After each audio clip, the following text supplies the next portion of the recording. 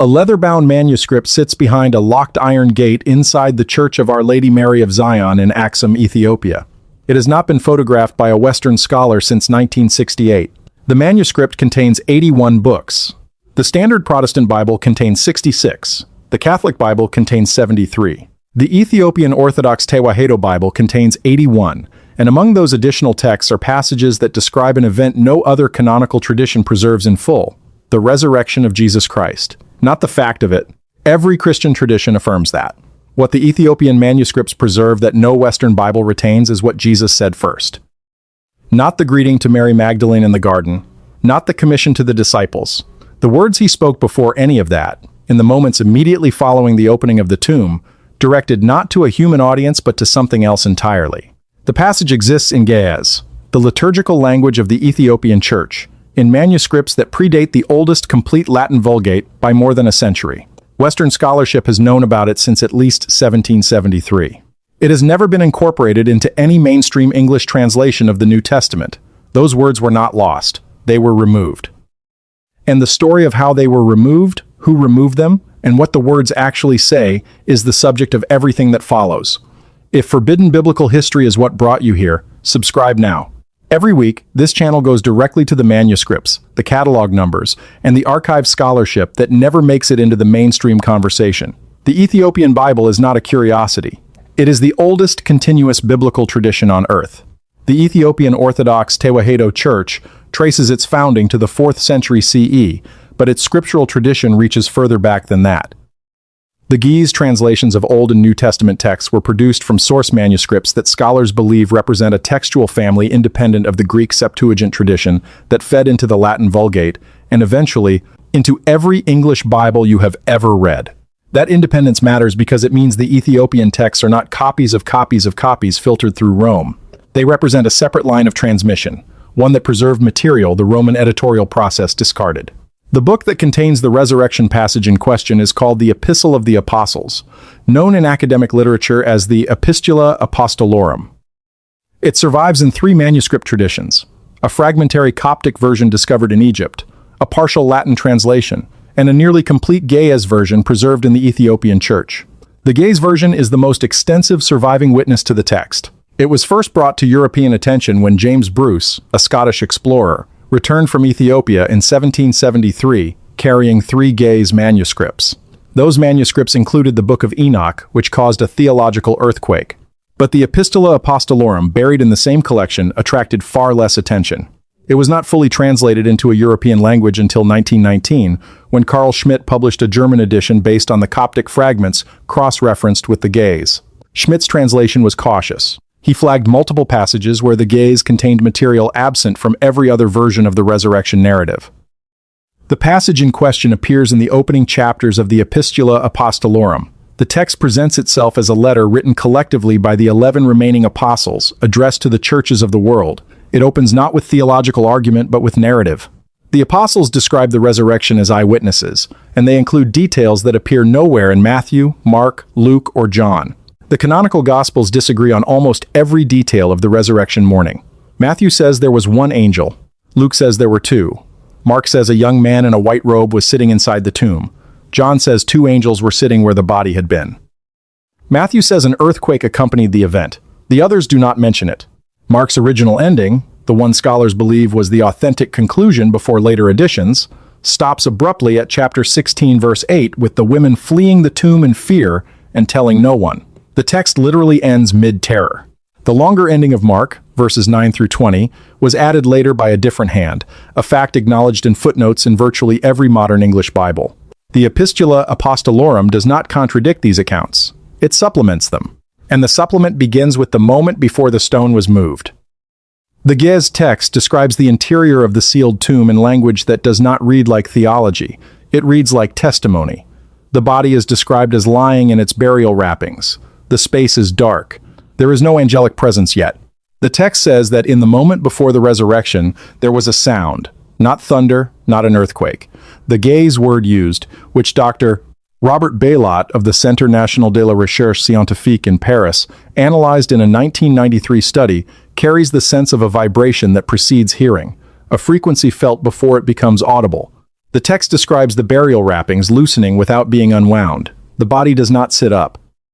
It does not rise in a physical motion the text can describe with ordinary verbs. The Jes uses a grammatical construction that Balot described as simultaneously active and passive, as if the subject is both acting and being acted upon at the same time. Then the first words. The Ges text records Jesus speaking before the stone is moved, before any human witness is present, before the angels appear. The words are directed downward, not upward toward heaven, not outward toward the world, downward. The text is explicit about this. The speech is addressed to what the Ges calls the Amlakit Zemidbar, a compound phrase that has generated more scholarly disagreement than almost any other term in Ethiopian biblical literature. Amlakit is typically translated as rulers or authorities. Zemidbar means of the wilderness or of the deep place, depending on context. The compound does not appear in standard Ges ecclesiastical vocabulary. It appears to be a technical designation for something the author considered a specific category of being. Balot's 1993 analysis suggested the phrase refers to what Pauline theology calls the principalities and powers, the archons, the spiritual rulers of the lower realm. But the Ges text does not use the standard Pauline terminology. It uses a phrase that implies geography. These are not abstract spiritual forces. They are located somewhere. They are below. Jesus' first words after resurrection, according to the Ethiopian Manuscript tradition, were spoken into the earth, into the deep, into whatever occupied the space beneath the tomb. And the content of those words is where every Western editorial decision converges on silence. The passage describes Jesus addressing these rulers directly. He does not command them. He does not threaten them. The grammatical structure, according to Balot, is closer to a legal declaration, a pronouncement of completed action. The Ges construction carries the sense of, it is finished, and you know what has been done, and your authority over this threshold is ended. The word threshold appears in the text. Not gate, not door. Threshold, the boundary between two states of being. The passage continues for approximately 40 lines in the Ges manuscript.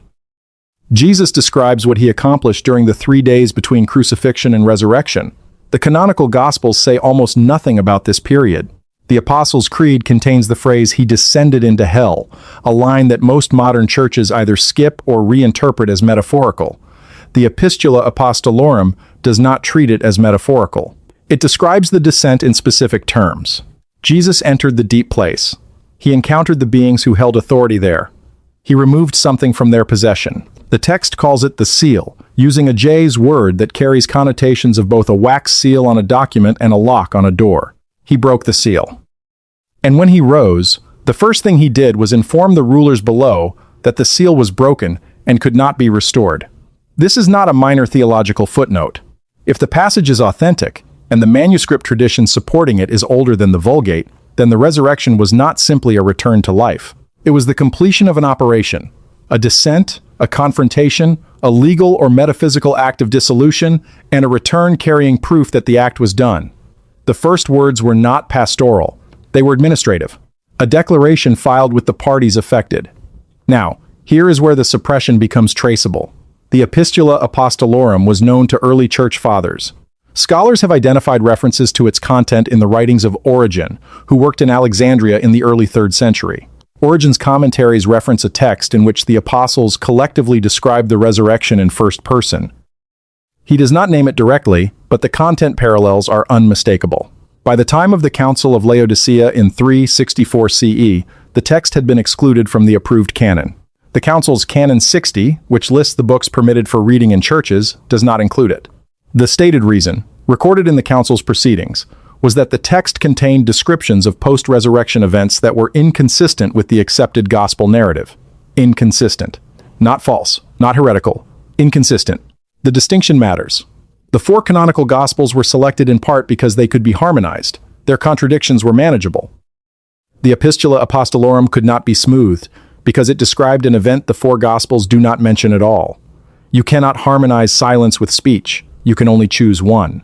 The Church chose silence. The words were removed not because they were proven false, but because they described something the emerging orthodoxy had no framework to contain. Jerome, who compiled the Latin Vulgate around 400 CE, was aware of the Epistula Apostolorum. His correspondence with Augustine references a text containing apostolic testimony about the harrowing of hell that he considered theologically problematic. Jerome's objection, recorded in Letter 75, was not that the descent didn't happen. It was that the epistula's description of it gave too much specificity. It named the beings below. It described the mechanism of the seal. It provided what Jerome called a geography of the underworld that belongs to philosophy, not scripture. Philosophy in Jerome's usage meant Greek metaphysical speculation. But the Epistula Apostolorum is not Greek. Its oldest surviving form is Ge'ez and Coptic. The metaphysical framework it presents is not Greek philosophy. It is Northeast African cosmology, the same cosmological tradition that produced the Book of Enoch, which the Ethiopian Church also preserved while Rome discarded it. The connection to Enoch is not incidental. It is structural. The Book of Enoch, specifically chapters 6 through 16, the section known as the Book of the Watchers, describes a multi-layered underworld governed by specific beings with specific names and specific jurisdictions. Azazel governs one level. Shemyaza governs another. The structure is not a single, undifferentiated hell. It is an administered system with boundaries, seals, and designated authorities. Enoch tours this system. He records the names. He notes the conditions of imprisonment. He describes the seals that keep each level contained. The Epistula Apostolorum describes Jesus entering the same system. The terminology differs because the Epistula is written in a Christian framework rather than a pre-Christian Jewish one. But the structural parallels are exact. A multi-layered underworld, named authorities, sealed boundaries, and a specific act of breaking the seal, an act that changes the conditions of the system permanently. If you read the Epistula Apostolorum alongside 1 Enoch chapters 10 through 21, the resurrection becomes not just a miracle, but the completion of a plan that Enoch described thousands of years before it happened. The watchers were imprisoned. The seals were set, and in the Epistula, Jesus descends, breaks the seals, and rises to announce that the system has been permanently altered. His first words are the announcement. The declaration filed with the authorities below that their jurisdiction has ended. The Egyptian parallels deepen this further. The Coptic fragments of the Epistula Apostolorum were discovered in the same textual environment as the Nag Hammadi Library, the 4th century collection of Gnostic and early Christian texts found in Upper Egypt in 1945. Among the Nag Hammadi texts is the Gospel of Philip, which contains a passage describing the resurrection as an act of boundary dissolution. The Gospel of Philip uses the Coptic word for veil, the same word used in the canonical Gospels to describe the temple veil that tore at the moment of crucifixion. But Philip extends the metaphor. The tearing of the veil was not symbolic. It was the physical correlate of a metaphysical event. The boundary between the upper and lower realms was breached. What was sealed became unsealed. The Gospel of Philip was also excluded from the canon. The pattern of exclusion is consistent. Any text that describes the resurrection as a boundary event, as an act performed within a structured underworld system, as a legal or administrative dissolution of existing authority, was removed from the approved reading list. What remained were texts that described the resurrection as a miracle witnessed from outside. The women arrive, the tomb is empty, Jesus appears. The mechanics of what happened inside are left unstated. The Babylonian parallels add another layer. The Sumerian myth of Inanna's descent to the underworld, dated to approximately 1900 BCE, describes a journey through 7 gates. At each gate, Inanna surrenders a piece of her authority, her crown, her necklace, her royal garments, until she arrives at the deepest level stripped of everything. She is killed. She is hung on a hook. After 3 days, she is restored to life and ascends through the same gates, reclaiming each piece of authority as she passes. 3 days. A descent through levels governed by gatekeepers. Death at the lowest level. Restoration. Ascent with reclaimed authority. The structural parallel to the Christian harrowing of hell is so precise that scholars have debated it for over a century. The standard academic position is that the parallel is coincidental. But the Epistula Apostolorum complicates that position because its description of the underworld matches the Sumerian structure more closely than it matches anything in the canonical New Testament, named gatekeepers. Specific levels. A seal that must be broken. An administrative act, not a battle. If the Epistula preserves an older tradition, one that predates the Roman editorial process that shaped the canon, then the descent narrative is not a late theological addition. It is the oldest layer of the resurrection story, and the first words, the declaration to the rulers below, are the climax of that narrative. Not the appearance to Mary, not the commission to the disciples, the announcement in the deep that the seal is broken. The Egyptian Book of the Dead, specifically the chapters dealing with the Hall of Two Truths, describes a process in which the deceased must make declarations before specific judges at specific thresholds. The declarations are formulaic. They are legal in structure. I have not done this, I have not done that, I am justified. The speaking is the mechanism. The words are not descriptions of reality. They are the instruments that create the change. Speaking the declaration before the correct authority at the correct threshold is what allows passage. The Epistula Apostolorum's description of Jesus' first words operates on the same principle. The speaking is not a report. It is the act itself. By declaring to the rulers below that their authority is ended, the authority ends. The words do not describe what happened. They are what happened. This is why the words were erased.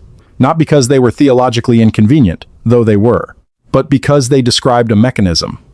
A mechanism that could be studied. A mechanism that implied the resurrection was not a unique miracle defying all comprehension, but a specific act performed according to specific principles within a specific system. That implication threatened the entire theological framework the early church was constructing, a framework in which the resurrection was singular, unrepeatable, and beyond human understanding. A mechanism can be understood. A mystery cannot be questioned. The church chose mystery. The manuscript evidence for the erased passage is not ambiguous.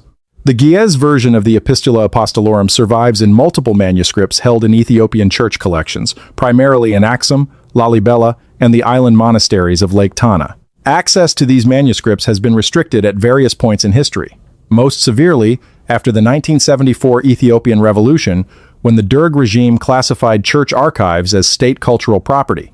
Dr. Paolo Marasini of the University of Florence, who spent 3 decades studying Ge'ez biblical manuscripts, noted in a 1999 paper that at least 7 complete manuscripts of the Epistula Apostolorum are known to exist in Ethiopian collections, but that fewer than 3 have been made available for full, scholarly examination. The Coptic fragments, discovered independently in Egypt, confirm the Ge'ez tradition. Fragment sections corresponding to the resurrection passage were identified by Carl Schmidt in his 1919 edition, and later verified by Hugo Duensing in a 1925 supplementary study. The Coptic preserves approximately 60% of the passage that the Ge'ez renders in full. The overlapping sections match 2 independent manuscript traditions, separated by geography and language, preserving the same content that appears nowhere in the canonical New Testament. The Latin version, which is the most fragmentary of the 3, was discovered in a palimpsest, a manuscript that had been scraped clean and overwritten with a later text. The original Epistula text was partially recovered using ultraviolet photography in the 1950s by a team at the Austrian National Library in Vienna. The recovered sections include portions of the resurrection passage. The fact that the Latin version was physically scraped away and overwritten is itself evidence of deliberate removal. Someone decided that the Epistula Apostolorum was worth erasing. The archaeological context reinforces the manuscript evidence. The tomb traditions associated with the resurrection in Jerusalem have been studied extensively. The Church of the Holy Sepulchre, which tradition identifies as the site of both crucifixion and burial, sits atop a Roman-era quarry that was converted into a garden cemetery in the 1st century BCE. Excavations conducted beneath the church in the 1960s and again in 2016 by a team from the National Technical University of Athens revealed that the tomb itself, the rock-cut chamber identified as the burial place of Jesus, was carved into limestone that contains unusual acoustic properties. Dr. Antonia Moropoulou, who led the 2016 conservation project, noted in her published report that the chamber's dimensions produce a natural resonance at low frequencies, a characteristic she described as acoustically significant. A chamber that amplifies low-frequency sound, a text that describes a vibration preceding the resurrection, a first utterance directed downward into the earth. The convergence of physical acoustics and textual description should generate research papers. It has not. The broader pattern of what was kept and what was removed from the biblical canon reveals a consistent editorial logic. Texts that describe the divine realm as structured, administered, and governed by named beings with specific functions were removed. The Book of Enoch, which names the imprisoned watchers and describes the architecture of the underworld, was removed. The Epistula Apostolorum, which describes Jesus performing a specific act within that architecture, was removed. The Gospel of Philip, which describes the resurrection as a boundary event within a layered cosmological system, was removed. What remained were texts that present the divine realm as singular, undifferentiated, and beyond structural description. Heaven above, hell below. Nothing more specific than that. The Ethiopian Church, operating independently of Rome's editorial decisions, kept everything. It kept Enoch. It kept the Epistula. It kept Jubilees. It kept the Ascension of Isaiah. It preserved a biblical tradition in which the underworld has architecture, the resurrection has mechanics, and Jesus' first words after rising from the dead were not a greeting but a legal declaration, dissolving the authority of the beings who governed the boundary between life and death. Those words sit in manuscripts in Axum right now. They have been there for over 1,600 years. They were written in a language that predates Latin Christianity. They were preserved by a church that traces its lineage to the Apostle Philip's conversion of the Ethiopian eunuch described in Acts chapter 8. And they describe the single most important event in Christian theology in terms that the church that claims to represent that theology has refused to acknowledge for 17 centuries. The passage was never lost. It was decided, by specific people, at specific councils, in specific years, that the words should not be read, that the mechanism should not be described, that the resurrection should be a miracle without structure, rather than an operation with a documented procedure. The manuscripts remain in Ethiopia behind locked gates, in churches carved from solid rock, guarded by priests who can recite the passages from memory because they never stopped reading them. The Coptic fragments sit in museum archives in Berlin and Cairo. The Latin palimpsest sits in Vienna, its original text partially visible beneath the prayers that were written over it. The acoustic data from the Holy Sepulchre sits in engineering reports filed by a conservation team that was measuring limestone, not theology. And in a text that the Church removed from the Bible 17 centuries ago, in a language older than the Vulgate, in manuscripts that have never been published in a complete English edition, the 11 apostles record what Jesus said first when he rose from the dead. He did not say, "Peace be with you." He did not say, "Do not be afraid." He spoke into the earth. He addressed the rulers of the deep place. He told them the seal was broken. He told them their authority was ended. He told them the threshold they had guarded since before the flood was no longer theirs to hold. The words are still there. The manuscripts are still there. The only thing that changed is who gets to read them.